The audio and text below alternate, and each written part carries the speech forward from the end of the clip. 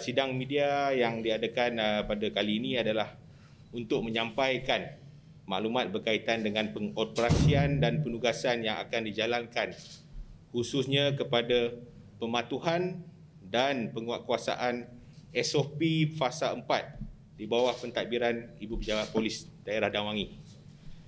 Seperti mana yang kita sedia maklum, seluruh wilayah Persekutuan Kuala Lumpur masih berada di bawah Pelan Pemulihan Negara Fasa keempat yang telah dikeluarkan oleh Majlis Keselamatan Negara pada 18 Oktober 2021.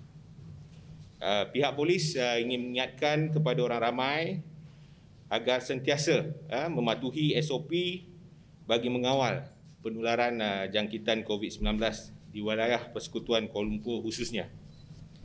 Di sini pihak polis ingin menyampaikan bahawa kita telah menerima maklumat juga yang terdapat posting yang tular di media sosial bahawa terdapat beberapa individu dan pihak yang akan menganjurkan perhimpunan di ibu negara.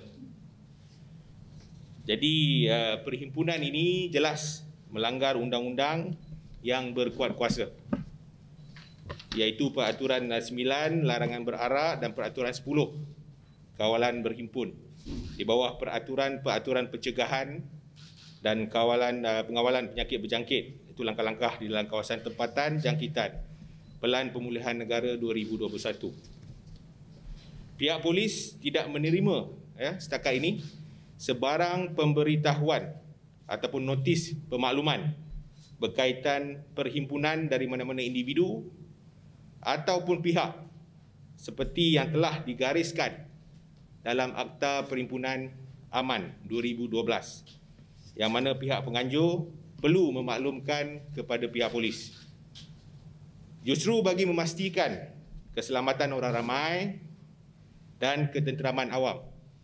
Jadi saya ulangi memastikan keselamatan orang ramai dan ketenteraman awam termasuk konteks keselamatan daripada keselamatan awam daripada jangkitan ataupun penularan jangkitan COVID-19. Pihak polis yang akan menjalankan beberapa tindakan pematuhan dan penguatkuasaan SOP. Antaranya adalah lencongan jalan di sekitar kawasan pentadbiran Ibu Pejabat Polis Daerah Dan Wangi. So setakat ini sebanyak 6 jalan utama yang akan dibuat lencongan. Antaranya adalah Jalan Kuching, Jalan Kinabalu, Jalan Maharaja Lela, Jalan Hang Tuah, Jalan Imbi dan juga Jalan Sultan Ismail.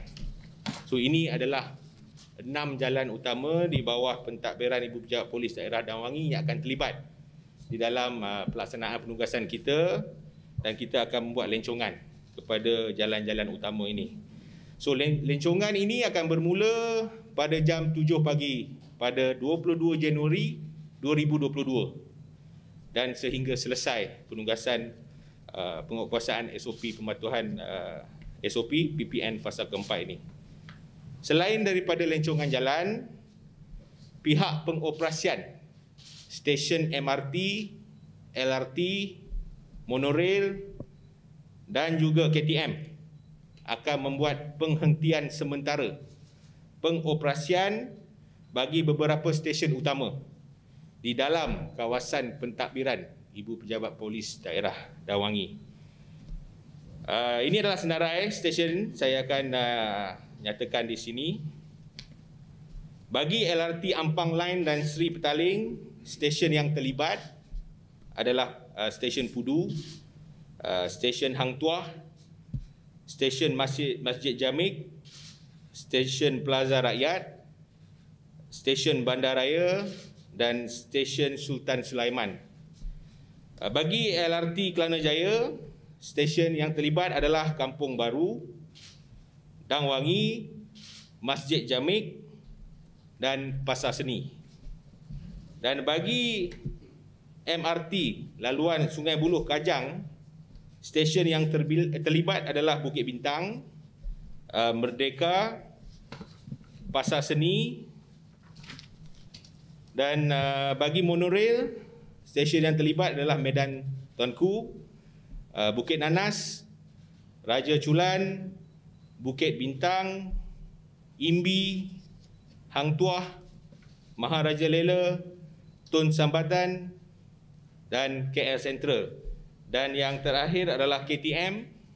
Stesen yang terlibat adalah stesen Kuala Lumpur, stesen Bank Negara dan juga stesen Putra. Sehubungan dengan itu, penghentian sementara pengoperasian kesemua stesen ini juga akan bermula pada jam 7 pagi 22 Januari 2022 sehingga selesai penugasan.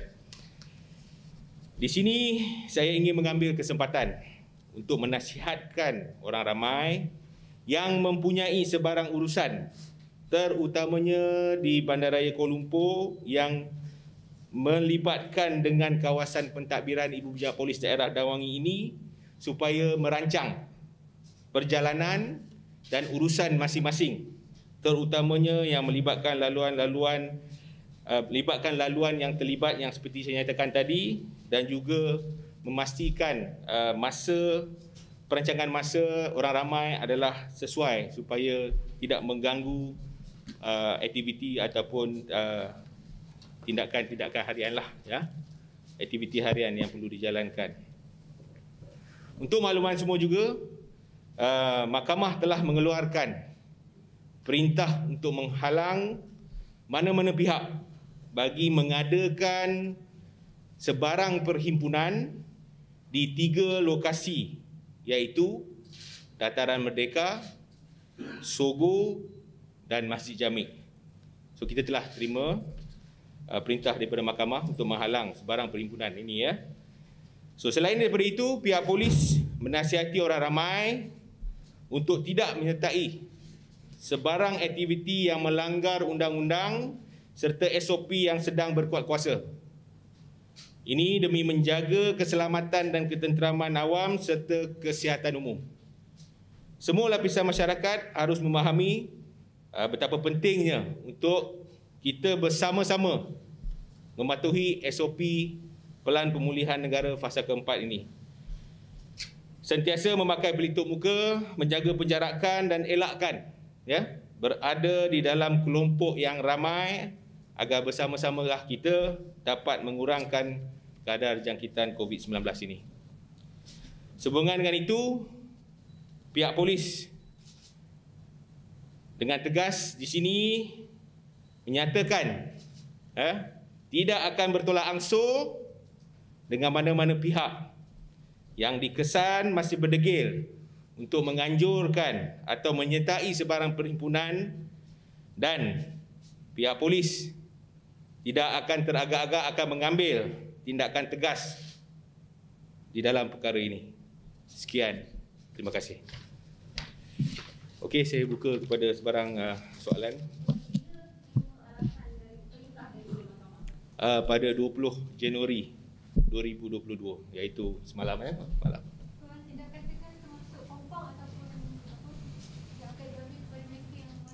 Kita akan ambil tindakan berdasarkan pelanggaran undang-undang yang sedia ada. Jika undang-undang itu melibatkan dengan kompaun atau melibatkan dengan siasatan lain dan sebagainya, kita akan berteraskan kepada undang-undang yang tidak dipatuhi disebutlah. Kita akan jalankan siasatan, kita akan ambil tindakan yang sepatutnya berdasarkan dengan keadaan semasa.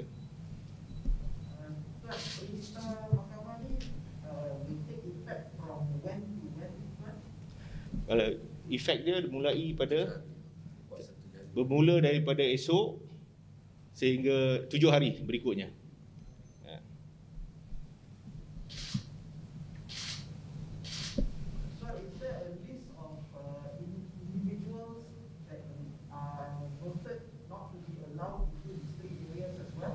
Tiada.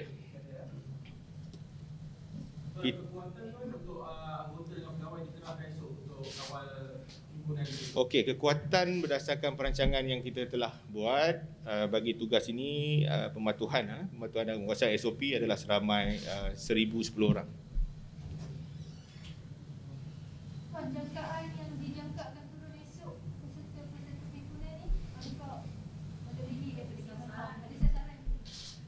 Saya percaya tuan-tuan dan puan-puan semua dapatkan maklumat. Lebih baik bertanya kepada pihak penganjur lah soalan ni. Tetapi saya akan jawab dalam konteks penugasan pihak polis, di mana whatever, berapa pun bilangan yang akan hadir, kita sentiasa bersedia.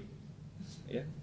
1,010 orang tu semua daripada Damamu saja ke ataupun melibatkan kontingen lain? 1,010 orang melibatkan bantuan daripada kontingen Kuala Lumpur dan juga daripada pihak-pihak aman.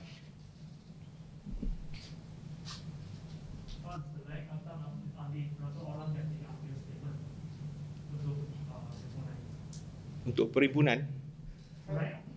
Okey. Okey, siasatan tersebut adalah di bawah Seksyen 504 dan 233.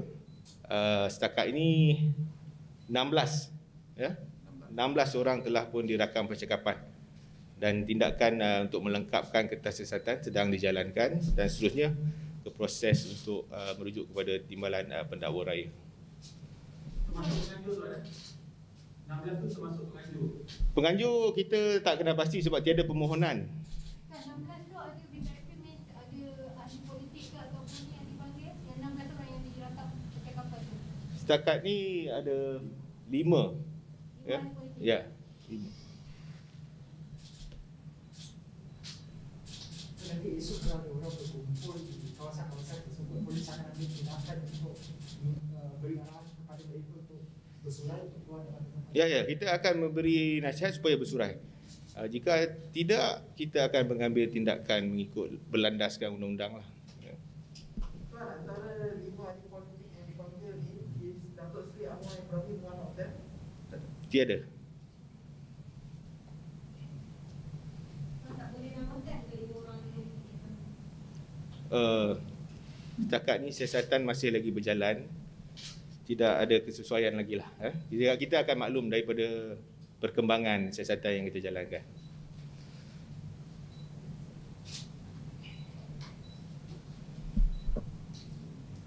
Okey.